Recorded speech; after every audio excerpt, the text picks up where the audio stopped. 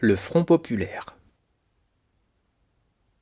Durant les années 1930, la France et de nombreux autres pays européens sont durement touchés par la crise économique mondiale.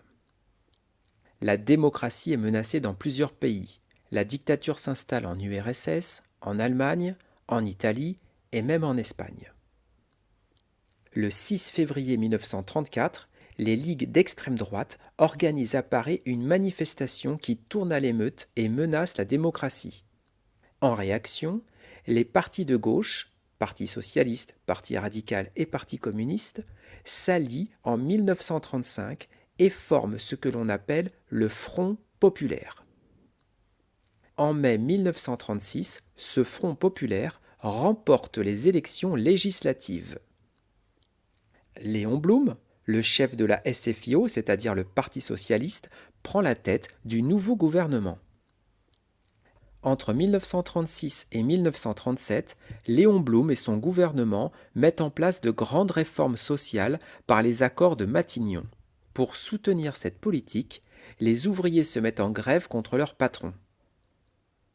Le gouvernement répond alors favorablement aux revendications des grévistes. Les salaires sont augmentés de 12% et la semaine de travail passe de 48 à 40 heures.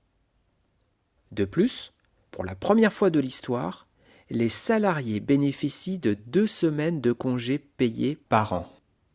C'est le début de la reconnaissance du droit au loisir et du développement du tourisme en France. Le salaire des jeunes ouvriers est porté de 80 centimes à 3 francs de l'heure. Les journées de grève seront payées intégralement. Et nous obtenons les contrats collectifs, les délégués ouvriers, les 40 heures, 15 jours de congés payés pour tout le monde. Malgré les réformes audacieuses du Front populaire, la crise reste vive et les grèves se multiplient.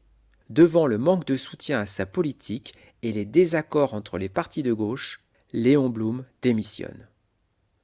L'expérience du Front populaire se termine en 1938.